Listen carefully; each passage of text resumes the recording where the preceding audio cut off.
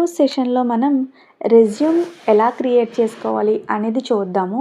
అసలు రెజ్యూమ్ అంటే ఏంటంటే ఎవరైనా సరే ఏదైనా జాబ్కి వెళ్ళాలి అన్నా, జాబ్ పర్పస్గానన్నా, ఎవరి దగ్గరికి జాబ్ పర్పస్కి వెళ్ళినా సరే ఫస్ట్ వాళ్ళు అడిగేది రెజ్యూమ్. రెజ్యూమ్ అంటే ఏంటంటే మన ప్రొఫైల్ అనమాట. ఎవరైతే జాబ్కి అప్లై చేస్తున్నారో వాళ్ళ ప్రొఫైల్.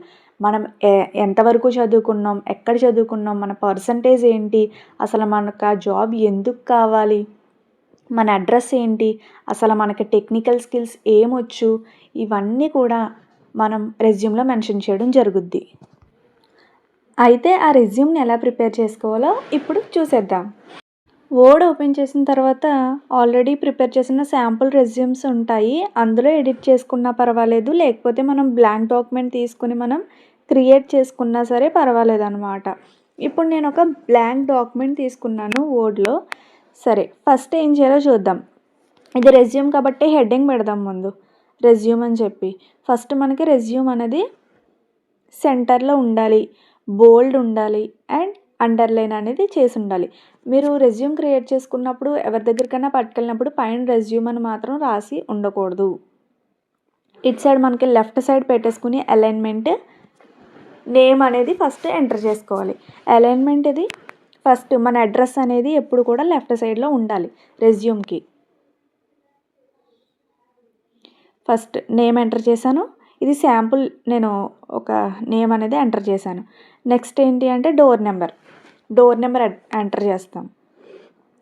నెక్స్ట్ మన కాలనీ, స్ట్రీట్స్ ఏ ఒకటి ఉంటాయి కదండి, అవి ఎంటర్ చేసి నెక్స్ట్ ఏదైతే ఉంటుందో మన village name or near cities అయితే ఎంటర్ చేయండి వాళ్ళకి తెలియడం కోసం. అలా నేను ఎంటర్ చేసి పిన్ కోడ్ అనేది ఇచ్చేసాను. పిన్ కోడ్ అనేది ఇచ్చేయాలి. నెక్స్ట్ అది ఆ నియర్ బై సిటీ ఆర్ మీ సిటీ అయినా సరే ఏ డిస్ట్రిక్ట్లోకి వస్తుంది అనేది రాసుకోవాలి. అండ్ నెక్స్ట్ అనేది స్టేట్ రాసేస్తాం.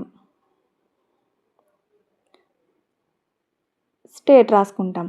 మనం ఇవన్నీ ఎంటర్ చేసాం కదా, మనకి రైట్ సైడ్లో ఏం రావాలి అంటే ఫోటో అండ్ కింద ఫోన్ నెంబర్ రావాలి. సరే, ఫస్ట్ ఏపీ దగ్గర పెట్టేసి మనం లాంగ్ ట్యాప్ చేసేద్దాం. స్పేస్ అనేది ఎంటర్ చేసేస్తే మనం రైట్ సైడ్కి వచ్చేలా స్పేస్ అనేది ఎంటర్ చేసి ఇప్పుడు చూడండి లేఅవుట్లోకి వెళ్ళి ఒక నిమిషం ఇన్సెట్లోకి వెళ్ళి మనకి లాస్ట్లో మనకి సింబల్ అని ఉంటుందండి. పై సింబల్ అండ్ ఒమేగా సింబల్ లాగా ఉంటుంది, ఓం సింబల్ లాగా. అది క్లిక్ చేసిన తర్వాత క్లిక్ చేస్తే మనకి సింబల్స్ అనేవి కనిపిస్తాయి. ఈ సింబల్స్ అనమాట. ఫోన్ సింబల్ ఇక్కడ ఉంటే ఇక్కడ, లేదు అంటే మోర్ సింబల్స్లోకి వెళ్ళిన తర్వాత ఇక్కడ ఫాంట్ అని కనిపిస్తుంది కదండి, అక్కడ వింగింగ్స్ అని చెప్పేసి మనం పెట్టుకోవాలన్నమాట. యారో మార్క్ కనిపిస్తుంది కదా, డబ్ల్యూ అని టైప్ చేసి యారో మార్క్ క్లిక్ చేస్తే మనకి కనిపిస్తుంది వింగింగ్స్ అని చెప్పేసి. అది క్లిక్ చేసిన తర్వాత మనకి ఒక నిమిషం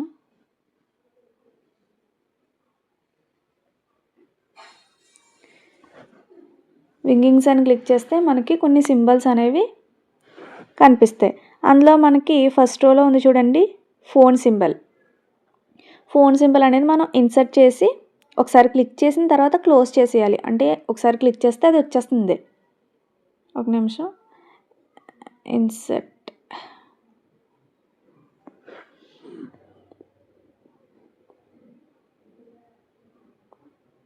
ఓకే వచ్చింది కదండి. ఇలా ఇప్పుడు మనం ఫోన్ నెంబర్ అనేది ఎంటర్ చేస్తామన్నమాట. ఈ సింబల్ దగ్గర ఇది కిందే రావాలి మనకి. ఫోన్ నెంబర్ అనేది ఎంటర్ చేద్దాం.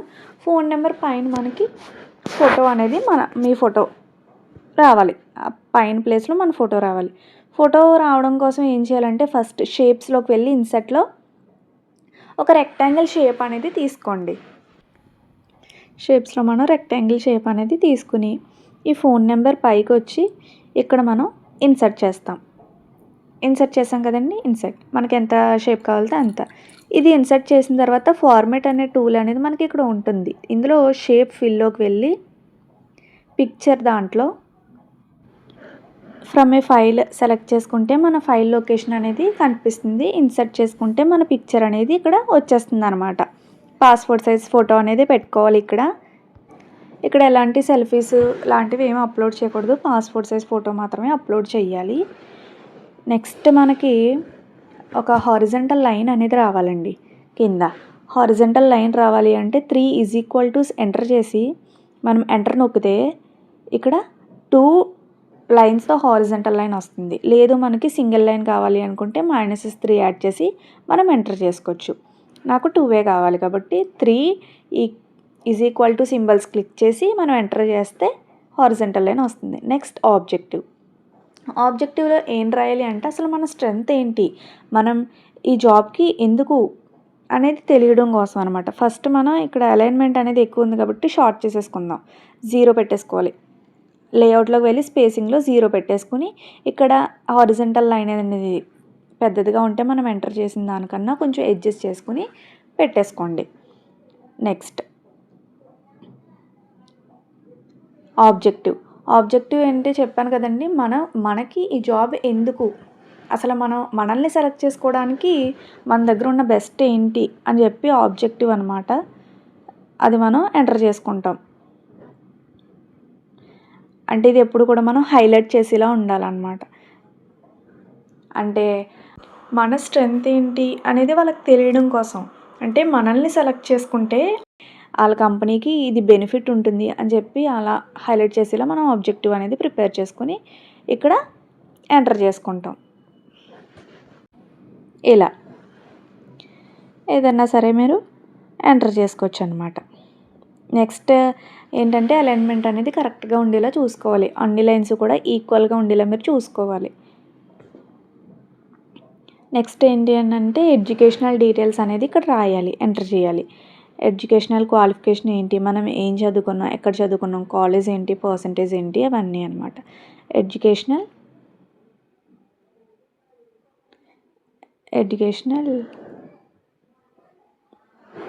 డీటెయిల్స్ మనకి ఇప్పుడు ఈ సైజ్ అనేది మనకి 14 ఉండాలి. హెడ్డింగ్స్ అన్నీ కూడా 14 అండి.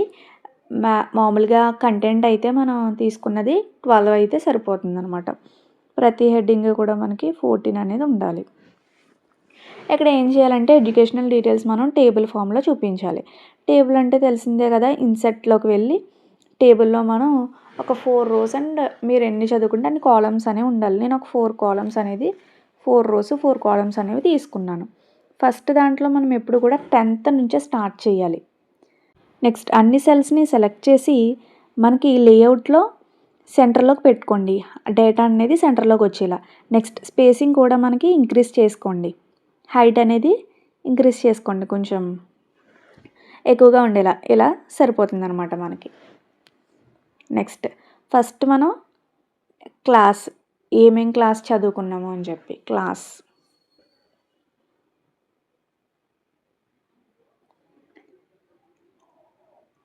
నెక్స్ట్ వచ్చేసి ఏ ఇయర్లో కంప్లీట్ చేసాం, ఏ ఇయర్ టు ఇయర్ అనేది మనం చదువుకున్నాం. నెక్స్ట్ మన కాలేజ్ నేమ్ ఏంటి, కాలేజ్ నేమ్ అండ్ పర్సంటేజ్ ఎంత వచ్చింది.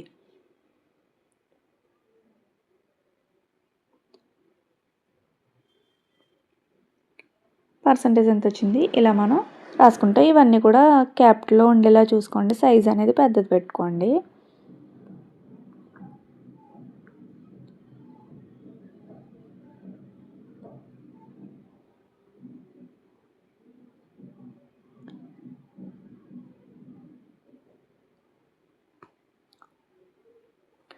క్యాపిటల్లో ఉండేలా పెట్టుకోండి ప్రతిదీ కూడా. మనకి క్యాపిటల్ కావాలి అంటే హోమ్లోకి వెళ్ళి ఆల్రెడీ చెప్పాను కదండి, ఏ క్లిక్ చేస్తే మనకి అప్పర్ కేస్ అయితే అప్పర్ కేసు, లోవర్ కేస్ అయితే లోవర్ కేసు అలా చేంజ్ అవుతుంది అన్నాను కదా. అలా అయినా సరే మీరు మార్చేసుకోవచ్చు టైప్ చేసింది అయితే. లేకపోతే క్యాప్స్ లోగో ఆన్ చేసుకుంటే మనకి క్యాపిటల్ వస్తాయి. ఫస్ట్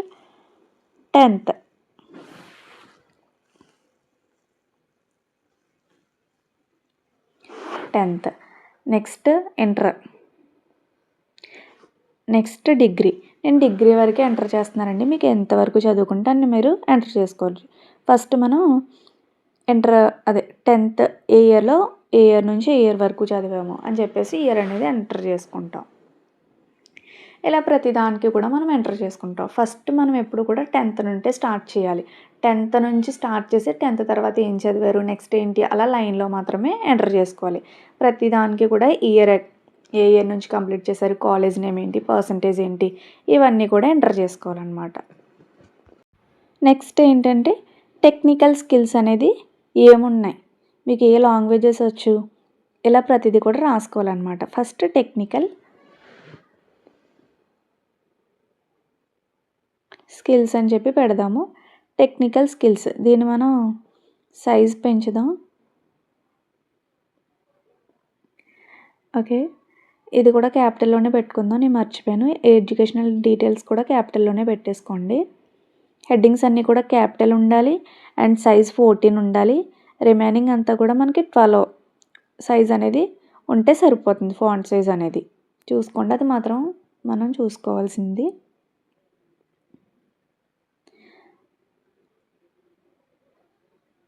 నెక్స్ట్ టెక్నికల్ స్కిల్స్లో ఫస్ట్ ఏంటి అంటే మీకు అప్లికేషన్స్ సైజ్ అనేది డిక్రీజ్ చేసేద్దాము. 12 కాబట్టి కావాల్సింది. ఇలా మనం తీసుకున్న తర్వాత ఫస్ట్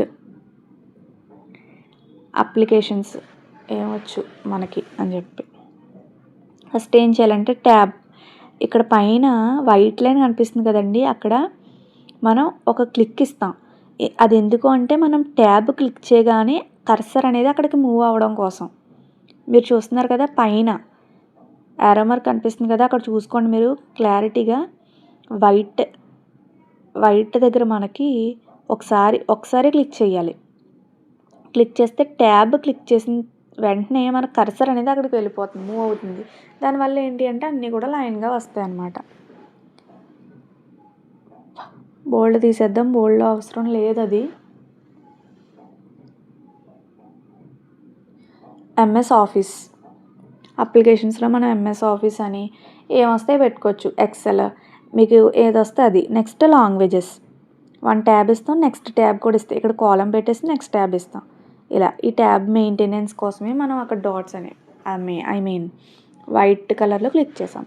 లాంగ్వేజెస్లో ఎస్క్యూఎల్, C++ ఇలా పెట్టుకోవచ్చు. ఇలా మీకు ఏమొస్తే అవి అనమాట. జావా, పైథాన్ ఇవన్నీ ఉంటాయి కదండి అలా. నెక్స్ట్ వెబ్ టెక్నాలజీస్ కూడా తెలుస్తాయి కదా మీకు.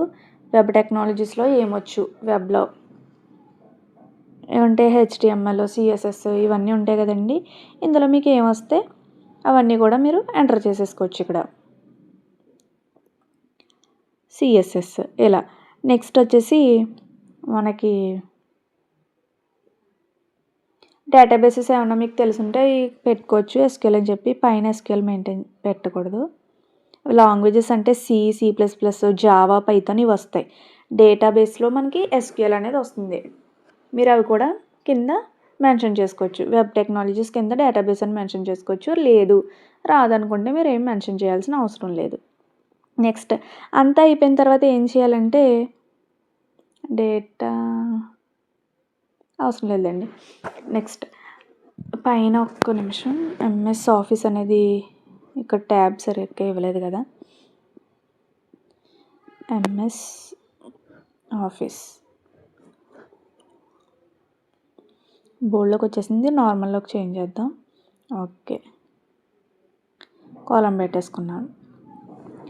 నెక్స్ట్ ఏంటంటే కింద మనం ఈ డిక్లరేషన్ పాయింట్ అనేది కంపల్సరీ రాయాలి. మనం రాసిన మ్యాటర్ అంతా కూడా కరెక్టే, ట్రూ, అదంతా ఇన్ఫర్మేషన్ అంతా కూడా ట్రూ అని చెప్పి కింద అయితే ఒక డిక్లరేషన్ రాయాల్సిందే కంపల్సరీ. ఇది మెయింటైన్ చేయండి. I hereby declared that the above information is true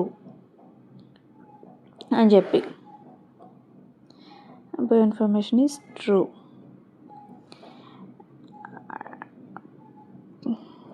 true to the best of my knowledge.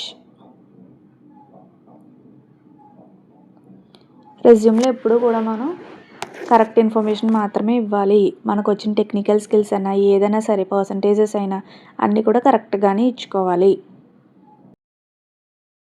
ఇంటర్వ్యూలో మనకి ఆల్రెడీ క్వశ్చన్స్ అనేవి కంపల్సరీ ఉంటాయి. నెక్స్ట్ కింద వచ్చేసి సిగ్నేచర్ అనమాట. మీ సిగ్నేచర్ డేట్ వేసుకుంటే డేట్ కూడా వేసుకోవచ్చు కింద సిగ్నేచర్. పెట్టేస్తే రెజ్యూమ్ అనేది కంప్లీట్ అయిపోయినట్టే అనమాట. సిగ్నేచర్ అనేది మనకి రైట్ సైడ్లో ఉండాలి కార్నర్లో. ఇలా మన రెజ్యూమ్ అనేది క్రియేట్ చేసుకోవాలి. ఈ క్రియేషన్ ఆఫ్ రెజ్యూమ్ అనేది ఎవరికన్నా కావాలి అనుకుంటే వాళ్ళకి మీ ఫ్రెండ్స్ ఎవరికన్నా హెల్ప్ అవుతుంది అనుకుంటే షేర్ చేయండి. Like, share and subscribe. Thank you for watching.